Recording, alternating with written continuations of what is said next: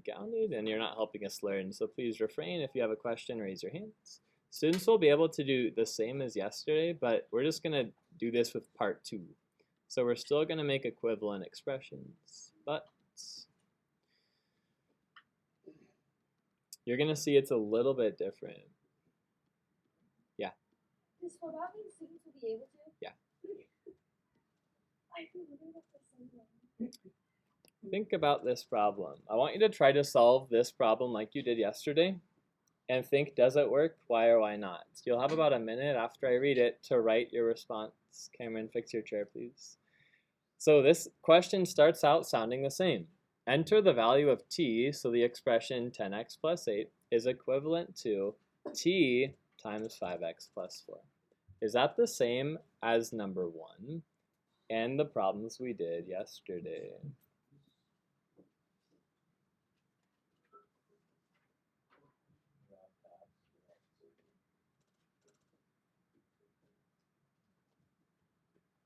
Just write down a response. Get your thoughts on those lines. If you're not sure, the correct answer is not, I don't know. You can say, I'm kind of confused about blank.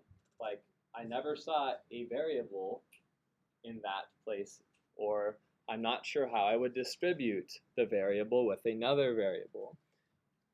Something like that to where you're thinking about it. Abe, do you have an answer? I don't think that I can.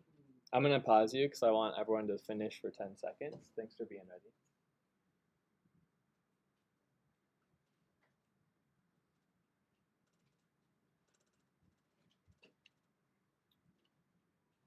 Get a difference. Get ready to turn and talk. If you're an even number, raise your hand.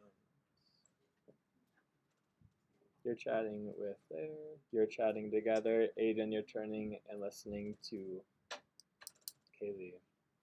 What do you notice about this problem? What's kind of weird about it? 30 seconds, evens, go. So we're going to talk about this one.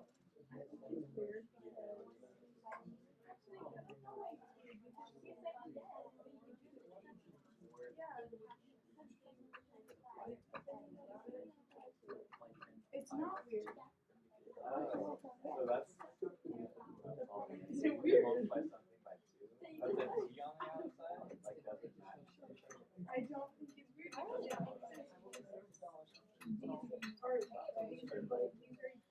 I like that thought. Do you guys agree? Do you want to add anything? Okay. 3, 2, 1. Silent hands. What's different? Brooklyn.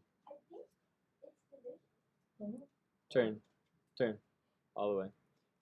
Tell me more. You would divide 10x by 2 and you would also divide 8 by 2 and that you get the answer. You're starting to think about something and you had to kind of flip your thinking from yesterday because there wasn't a really clear match. 4 did not match 8 and 5x didn't match 10. So I couldn't like just equally match these up and look for the missing like letter of P or variable. Another thing that's weird that happens, tell me one more and then I'll point it out if I don't hear it. Cameron?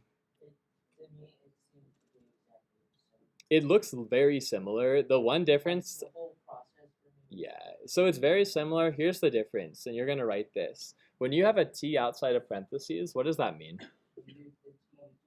It's multiplication. Watch what happens. When I have a t times 5x, simplify it and write this out. T times 5x is 5x t. That looks really weird. When you have a problem that you're trying to match up and you distribute it and it becomes like this double variable, you're going to stop. So if you distribute a variable and it makes this weird double variable, you're going to stop. If I have a problem where the t is on the outside and it makes that weird thing, pause and you're thinking this through. What multiplied by the mystery number? Our mystery number was t. What multiplied by the mystery number makes the other side the same? So Brooklyn did this in her head where she kind of divided and she was like, something divided by 10 has to equal 5. You could also think, what times 5 equals 10? So you could think about it as division if you're going from the left to the right, or what multiplied by 5 equals 10, and what's the answer? If I think about it like that, I'll take a strong hand. That's close, Benaya. Now you're good. You're super excited. That's not quite a strong hand.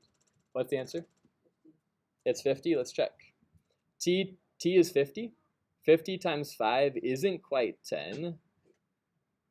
Fix your chair. Do you want to take a second guess? What times 5 would be 10?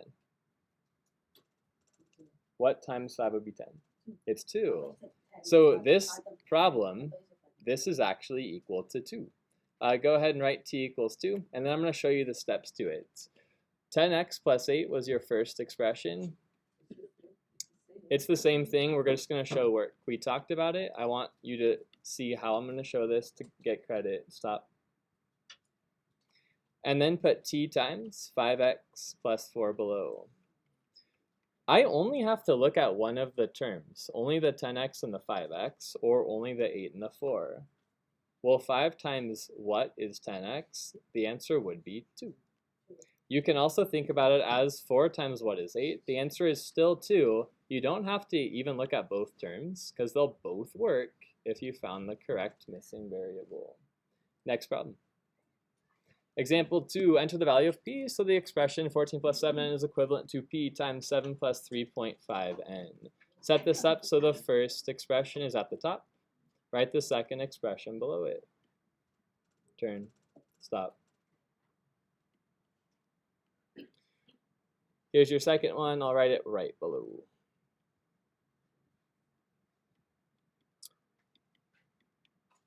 Something times 7 is 14, or something times 3.5 is 7. Which number am I going to focus on?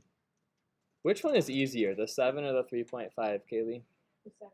I have two options, but if I have a decimal, I'm going to kind of ignore that for now. 7 times 2 is 14, so the value of p would equal what? 2.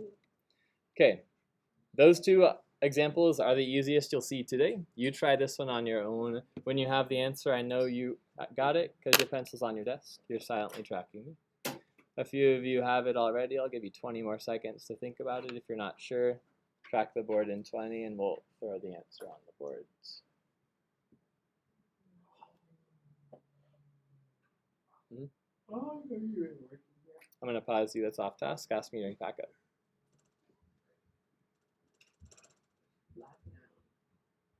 Yeah. No. Silent hand, what's the answer? Cameron. Cameron. Let's check. N times 6 is 24. What times 6 would be 24? It should be 4. I don't have to do 2.5 times 4. I could if I wanted to, but I'm going to just focus on the whole number, skip the decimal. So like the decimal isn't. You don't have to worry about it because both will work. You could check 2.5 times 4. It's still going to be 10. Next example.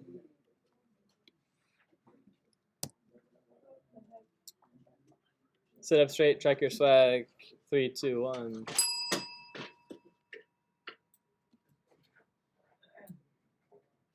Fix it. Abe. No. Example 3 and 4 are slightly trickier, and they actually look trickier. They look a little harder than they actually are. When you have a 7/6 minus the 1/3 n equaling something else, you're going to write that first expression above it, write the second below. And you're just going to choose one of the numbers to try to match. Since the 7 and 7/6 looks similar to our warm-up, I'm going to probably focus on that.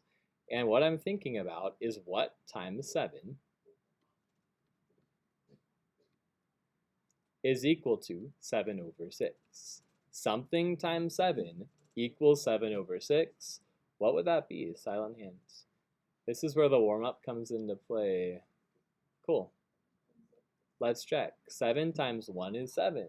Go to the denominator. 1 times 6 is 6. There is your missing number. 1/6 would be the value of p. Would that also work for times 2? Let's just check it. 1/6 times 2 over 1, cross cancel, and you should have 1/3. That still works. It was just a little harder for me to think of 2 times something being 1/3, so I chose the 7 and the 7/6. Okay, last one. This one looks kind of weird too, but it's a little easier than it looks. Enter the number that makes the equation 0.76 plus 24 hundredths equaling some number over 100 plus 24 hundredths. Your goal is to find the missing numerator. Write numerator above the box. Write numerator. Numerator is the number that you're looking for. Numerator. Few guesses. I'm going to have you put your hands down, and then I'll get your hands for a guess in like 30 seconds. When you look at this thing, we're used to making all the decimals turn into fractions. And the fractions for this one definitely overpower the decimal. I'm not going to turn all of these into decimals because what they're looking for is the actual top of the fraction. So I need to make the 76.76 into a fraction before I move ahead. What fraction would that be? Cameron? 76 hundredths is the same as 0.76. Let's rewrite this whole thing. What do you notice about this expression once I rewrite 0.76?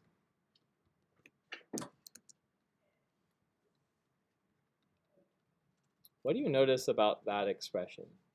Something looks kind of funny. Cameron, look at the board, please. Carson. They're almost identical. Yeah, they would equal 1. They're like the same. So if you're looking for the missing number, what are you going to throw in there that would match? Kaylee. 76 matches. You can essentially ignore the 24 hundredths and match the fraction to the fraction as long as you made that decimal look like a fraction. Try this one in the next 20 seconds. Go. I know you're done because your pencil's on your desk. You're tracking me. Lee, what's the answer? If you rewrite 0.26 as 26 hundredths, you know that matches the missing box, 26 hundredths. I can ignore those two fractions because they're the same, and 26 is my answer. Sit down. I'll roll up. I'll scroll up. Just